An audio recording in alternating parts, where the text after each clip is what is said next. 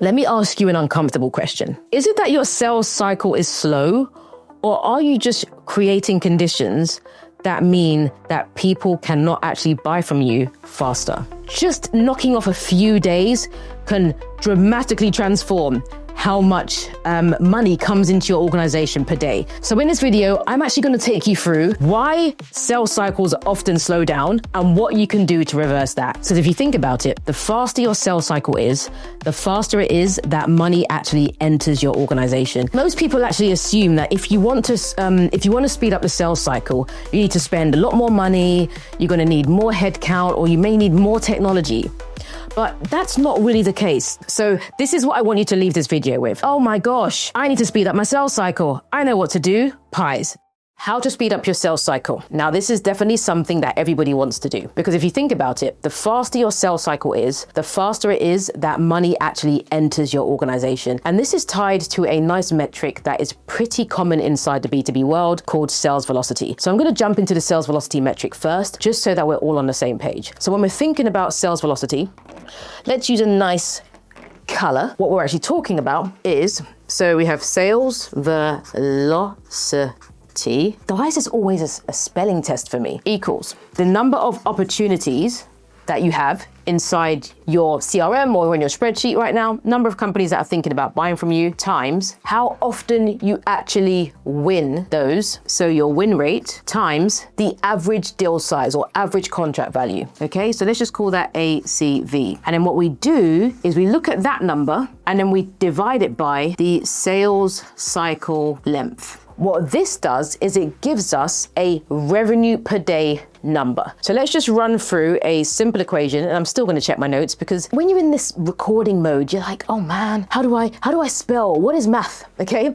So really quickly, what we're going to say is we have 10 opportunities. Now, out of these 10 opportunities, we typically win 20% of the time. So let's represent that as a kind of just with a decimal point. And now we have 10 times 20%. And then we times that by a deal value of, let's say, $10,000.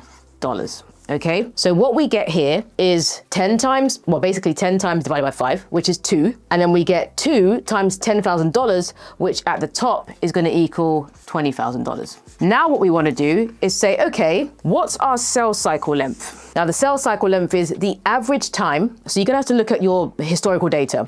The average time it takes from a opportunity opening to an opportunity closing, and ideally closed one. So let's just assume it takes 25 days. Okay, so our sales cycle is 25 days. So what we're doing is $20,000 divided by the time it takes to close that, which is 25 days, and it's going to give us a revenue number per day. So if you do some quick math, you'll know that that equals $800 per day. I mean, that's a decent number for a small organization, but of course, that number is very relative. Now, when we talk about speeding up the sales cycle, let me just show you how just knocking off a few days can dramatically transform how much money comes into your organization per day.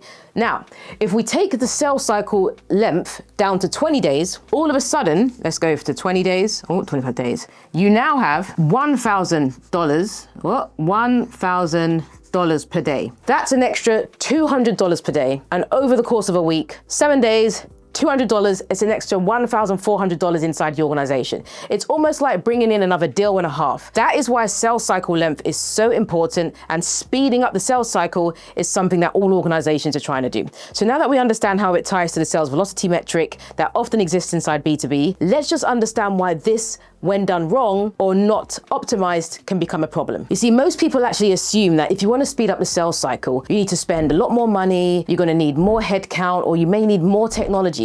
But that's not really the case. There's other ways that this can be done. But when you don't speed up the sales cycle, the problem is, one of the worst things that can happen is when you have a deal inside a sales engagement and it's not actually that the person says no or the prospect says no, it's that nothing happens. It's just kind of stalling, it's sitting in the pipeline for months on end, and you're just not really seeing any progression. So the goal when it comes to speeding up the sales cycle is just one thing, and it's to get a fast yes or a fast no.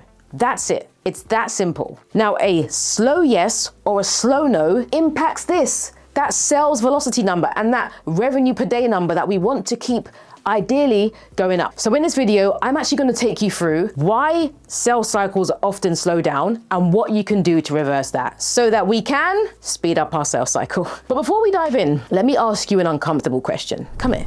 Is your sales cycle actually slow, or are you just missing the conditions that are required for speed? So for those of you who don't know me, I'm Ajikawo. I'm the CEO and founder of Revenue Funnel. Revenue Funnel helps B2B organizations to identify and fix these structural issues that often slow down growth, like sales cycle.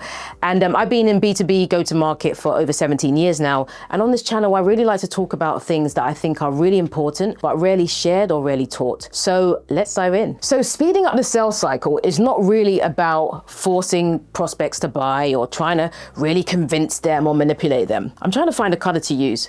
What it's really about can be broken down into 4 different categories. And it's funny because when I was just putting together some notes for the video, I was like, okay, it's going to be this point and that point. And for those of you who follow along, you know that I love an acronym or an initialism. So today we got a new acronym for you. So we have 4 parts and it equals PIES. That's our acronym for today. I love pies. I'm British. Love a crispy crust. Okay, I digress. So we're gonna focus on pies. So this is what I want you to leave this video with. Oh my gosh, I need to speed up my sales cycle. I know what to do. Pies. That's really as simple as that, okay? So what does PIES stand for? So P stands for proper opportunity. I stands for internal stuff. E stands for external stuff, well, external expectations, and S talks about structural acceleration. Okay, so PIES, PIES, proper opportunity, internal stuff, external stuff, and structural acceleration. So let's get into the first point. Now this stuff is so exciting, I'm gonna get onto a new page and I'm gonna try my hardest to fit it all onto one page. Let's do that. Because we need to take better care of the environment, and I am not the best example of that. All right, so let's break this down into 4 beautiful parts. This is quite satisfying to do. All right, so first things first. No point thinking about speeding up your sales cycle if you are trying to speed up deals that are not actually real deals. So the first thing we want to do is make sure that we're talking about proper opportunities, okay? So of course, an opportunity is something where you're in an engagement with a prospect and they have a high likelihood of wanting to buy something for you. Sorry.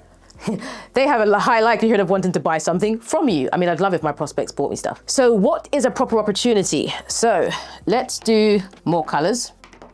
So first things first, there needs to be a need that somebody wants to actively solve that leads to a clear desired outcome. And there is mutual agreement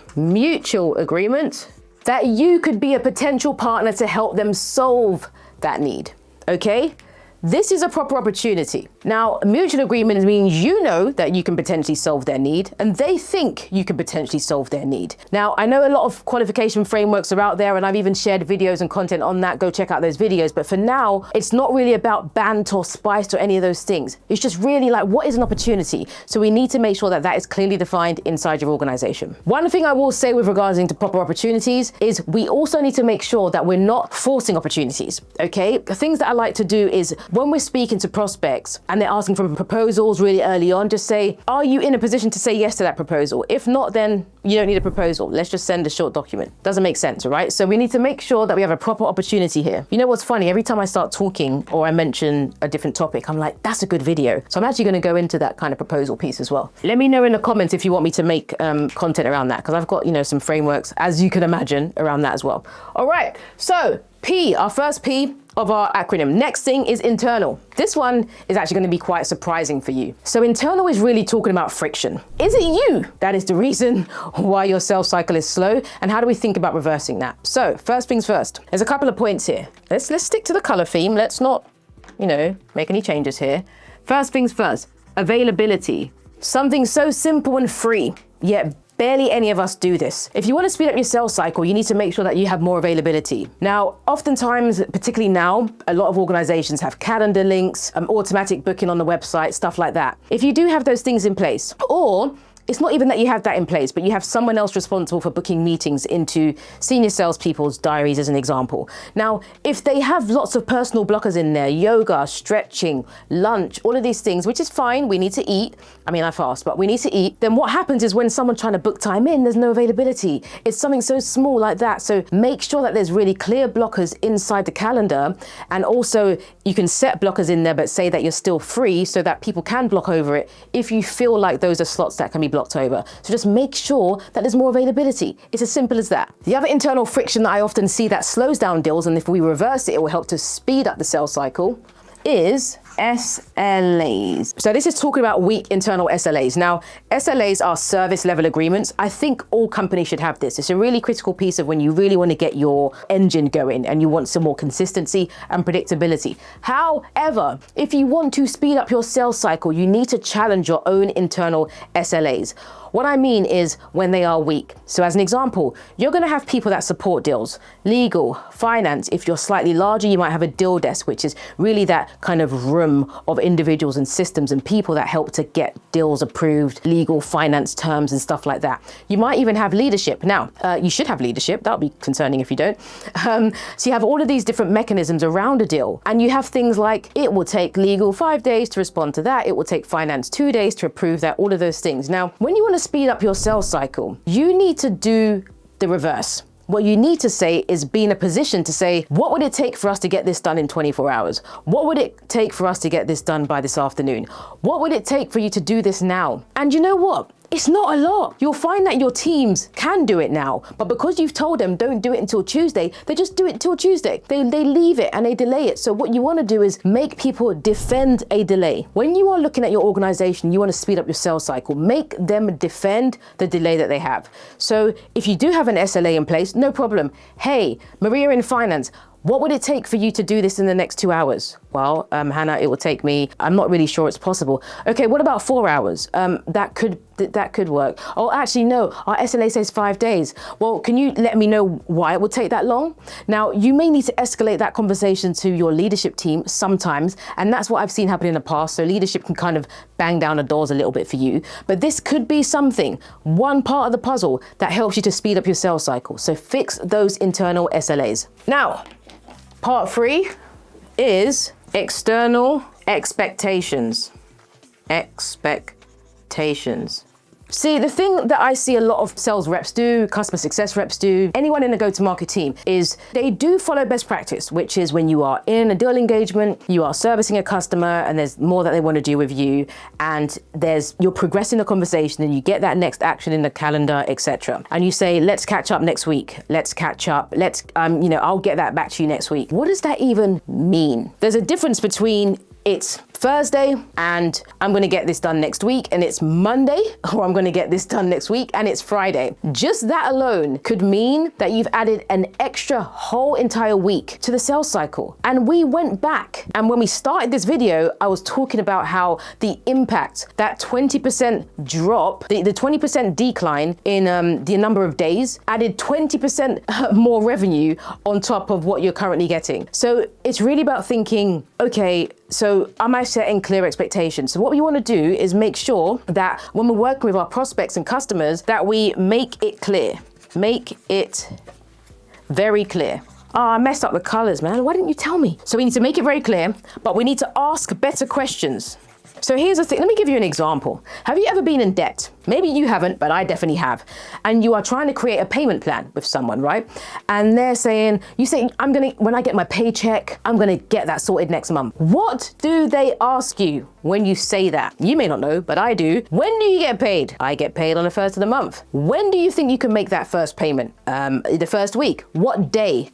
Friday. Okay, any way you can get that to us on Thursday? Well, yeah, I should be able to. Thank you. If you ask better questions, you're gonna get better clarity. And you're also going to be able to set better external expectations with your prospect, which is if you get that done by Monday, I will have my legal team who I've forced to defend their SLA to make sure that they get to it Monday afternoon. And by Tuesday, I'll have that paperwork with you. How does that sound? Sound great? You're going to be around on Tuesday to sign it? Is your boss going to be in? The boss's boss? Yeah? All good? Perfect. We've just taken a week or two off of our sales cycle. And that's why it's going to speed up. Now, the last part is one of my favorite pieces for And this is the S2R PIE, structural acceleration. Sounds very fancy.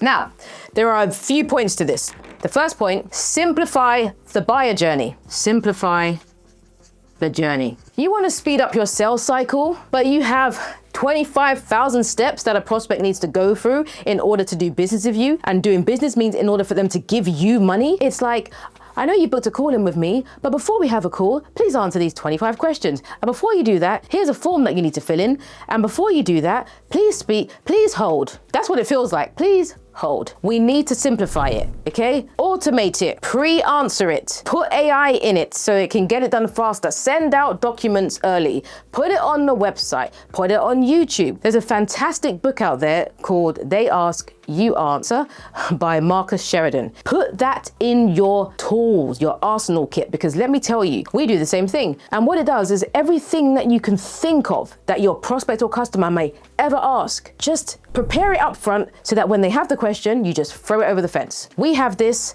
inside we use Trumpet Pod to help streamline and provide structural acceleration to our deals here at Revenue Funnel, which means it's a deal room or a sales hub, like an online sales hub. I put a link to that in the description and you'll see it. I have my little code on there, so I will get a kickback if you click it. If not, doesn't matter. I'm just letting you know what we use and it works. You can create FAQs, you can create all of these different pieces to make sure that that whole buyer journey is a bit more seamless, okay? So simplify it for the buyers. Don't make it hard for people to spend money with you. Create a shared plan or a mutual action plan.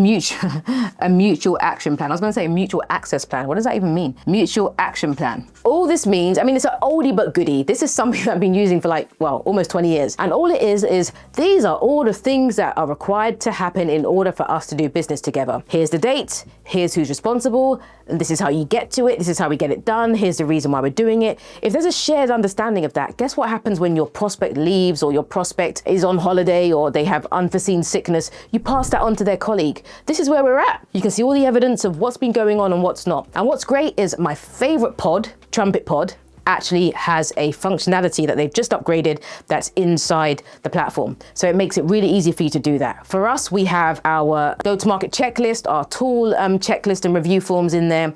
People just click it, it dates it, you can track it. It's brilliant, okay? So mutual access plans. Okay, so this is how you can help to speed up your sales cycle. Now remember, sales cycle is all about thinking about how do we positively impact our revenue per day number. I think this is definitely a metric that people should track internally. It's actually quite interesting to see, particularly when you can see it seasonally. And we want to track that in some kind of spreadsheet, CRM, or maybe on a notepad. Okay, so if we want to speed up our sales cycle, what do? PIES. We eat more of them. First things first, do we have a proper opportunity or are we trying to accelerate things that could never close? What is the internal friction that we're creating inside the organization that is just inherently slowing down our sales cycle? Are we actually available?